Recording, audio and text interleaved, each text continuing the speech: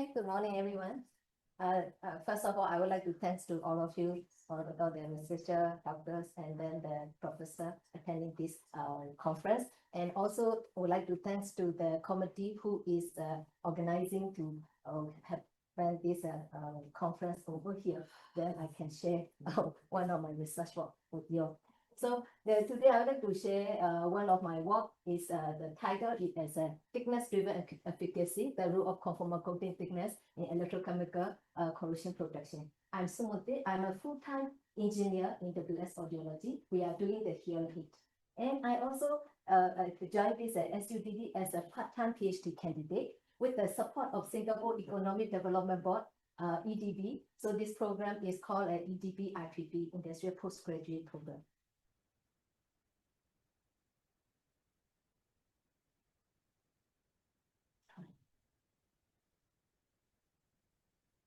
Okay, I will present in I have divided into the 5 categories to present about my research.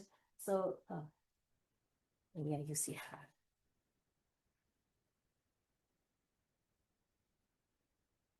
Okay, so as you know, when we use this PCBA, we need to protect the electrical components as well as some of the test point on the PCBA from the corrosion because of this sweat ingress, we can have a corrosion at the PCBA. That's why we need to protect with the conformal coating. So from the IPC, there is some standard they have recommended, starting from this 13 micrometer to 200 micrometer. So this is the range that they have recommended. And I also did some of the literature review, and most of them follow this IPC standard. However, some of them may deviate from this IPC standard, and their thickness is much higher than the recommended value. However, after going through these standards and as well as the literature recommendation, we totally cannot find the coating that we use in our daily production. These 2 coatings, there is no recommended thickness value over there. That's why we are working on to find this coating, critical coating thickness to prevent the corrosion protection.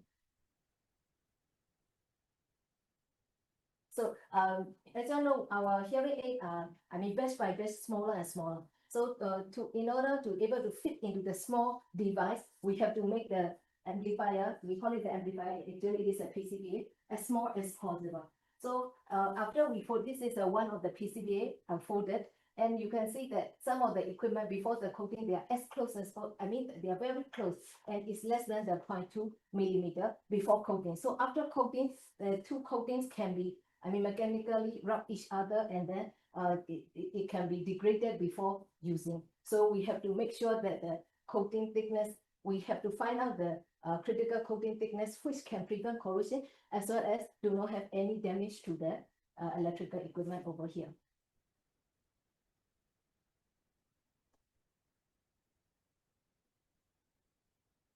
So the design challenge, we may think that the higher the thickness of the coating, it will be better for the protection. However, when we have a thicker coating, then the defect can be the delamination, and we are dealing with the miniaturized components, so we cannot have a very thick coating to prevent it. So the objective of this research is we have come up with 4 objectives, but the main thing is to identify the critical protective thickness, TC, and also we are focusing on this sustainable coating design by using the minimum amount of material. So first of all, we have used in our production, we have used 2 types of coating. They are one coating, it is a UV cured, and it is a urethane acrylic and solvent free. Another one is a moisture cure. It is a modified acrylic, and then it is solvent bond. So we have tested start from 10 micrometer until the 40 micrometer. So for this test sequence, we have started with the electrochemical corrosion response by using the LSV method. It's a linear sweep voltammetry to check the electrochemical corrosion behavior. After that, we have checked the chemical content in the solution, in the electrolyte solution by using the ICP-AES, inductively coupled plasma atomic electroscopy, atomic ion electroscopy. And after that, we have quantified, by using this, we have quantified the amount of copper dissolved in the electrolyte. Then we also have checked through the resulted, failure samples. We have checked the microstructural information as well as the elemental composition by using SEM-EDS.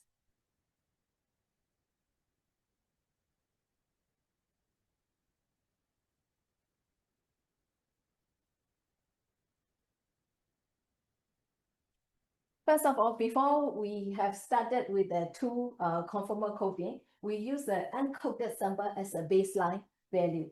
So we have used this uncoated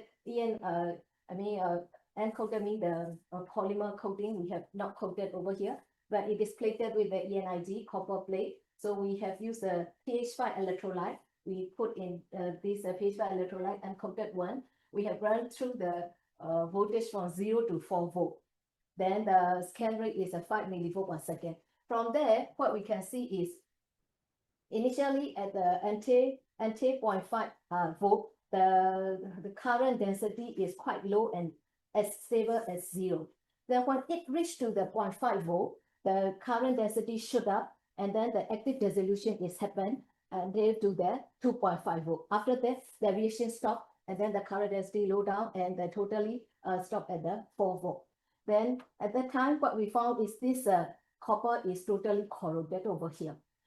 So we also would like to quantify the amount of copper dissolved. We use the ICP-AS method to quantify the dissolved copper value inside there, and we found is that it is 60 milligram per liter. Then, so confirm that there is a lot of copper dissolved in there. Then we also use this tested sample to find out what is the corrosion element found over there. From there, we have choose this one on the spot. The copper is, a burst over here. Then because it is a ENIG plated copper, so we found copper, nickel, and phosphorus over there. And at the center of this, we found chlorine content there. So which means that chlorine is, attached to this copper plates, and then corrosion is started from there. So from here, we get the baseline of all these copper, bare copper value. Then we have started with the coating A. This is a UV cured urethane acrylic. It is totally solvent free. So we have chosen some of these, the thickness value. We started with lower than 10 micrometer because this thickness, this coating is a high pixel-trophic. So it have higher quality of a protection. So we try to start as thin as possible, so lower than 10 micrometer. So from here, similarly, we found that after 0.5 volt, the current density slightly shoot up, and at the end of the 4 volt, we found that all these three samples are corroded. After that, we have tested next level, one more level of a coating. This is with 10 micrometer. When we tested 10 micrometer, what we found is that this current density reduced significantly times 4 compared to the less than 10 micrometer. Then we also continue with the 20 micrometer, 30 and 40 and so on. Then this current density trend is as shown in here. So from here, we get a hint that this 10 micrometer will be the critical thickness for this coating. But we do not stop the experiment here. Then we continue with next one. Then we also did this linear cuff fitting by using this area normalized polarization resistance versus the thickness. We saw that at the start from this 10 micrometer, the polarization resistance is slightly increased until to the 40 micrometer. So from here we can see is that this is a strong correlation. Then the R square value is as we found 0.93. Then to prove further, we have tested this ICP-AS. After this electrolyte, after the LSC test, we have collected the electrolyte. From this electrolyte, we have checked the copper dissolved content in the electrolyte solution. Then from here, we see that for the coating less than 10 micrometer, the copper dissolution, there is copper dissolution because there is a corrosion. That's why we found the copper dissolution is less than 0.1 mgr.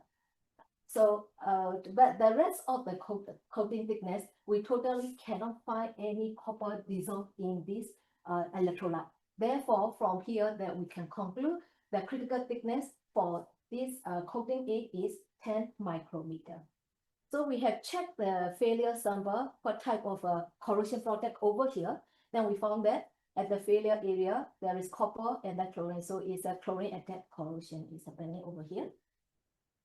Then next step, we also were interested what is happening at the corrosion area. So that's why we have choose this failure area and do the cross section. We have view from here. This cross section is inside this white color box. So from here, as you all can see, the coating top surface is nicely formed. So meaning is that it is not degradation start from the top. Actually, this failure is start from the bottom up. So from here, we also can see some of the ingress part. So from here, we have hypothesized that chlorine ion combined with the water molecule, and it pass through this coating and touch to this interface, and failure start happen at this interface. And after that, this failure is a bottom up, forming the corrosion. So this is for the coating A. Then after this coating A test, we also do this coating B. Similar thing, we started with the LSV. So they are quite unique, and for these two coating, because they are the acrylic base, so they are quite unique. Then we found that all the failures started from the 0.5 volt, and it slowly increased the current density. Then after that, all these three coatings are failure. The thickness range is 10 micrometer.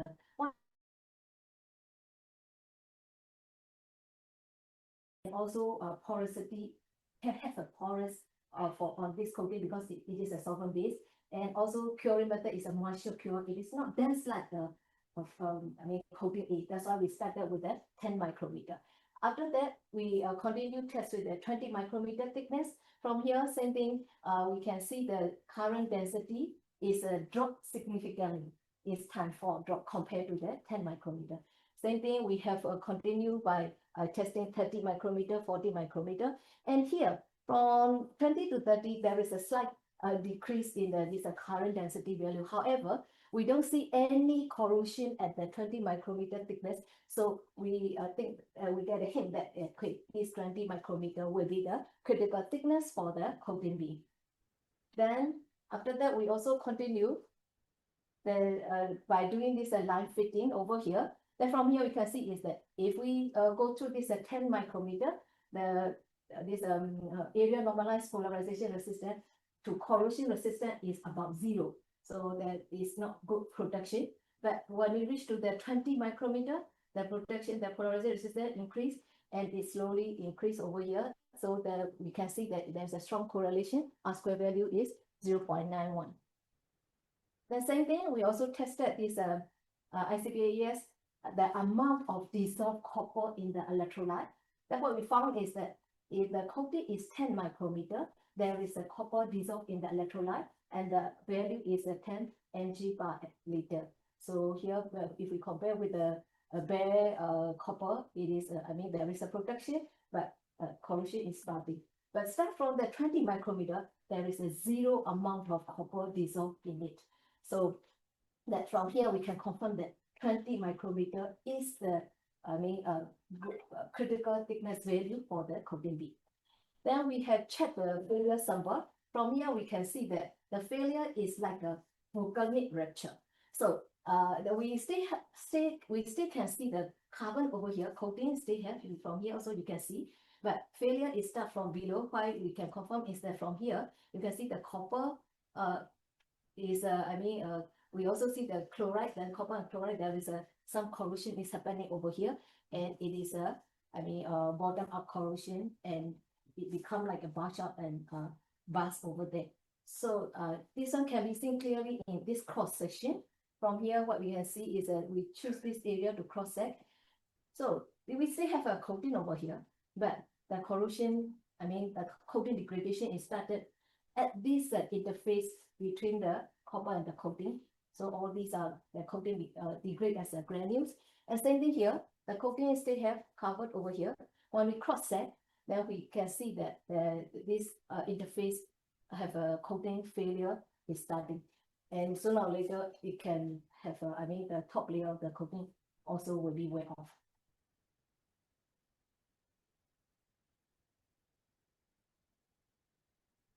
So this is a conclusion discussion. From here, what we found out from this experiment is that for the coating A, the solvent-free UV cured urethane acrylic, the critical thickness is 10 micrometer by going through all these experiments. And for the coating B is 20 micrometer. And we also have proof with this evidence. We can see that LSV steps drop when it reach to the critical thickness. And ICB AES also proved that if it go beyond this threshold, there is totally no copper dissolved in the solution.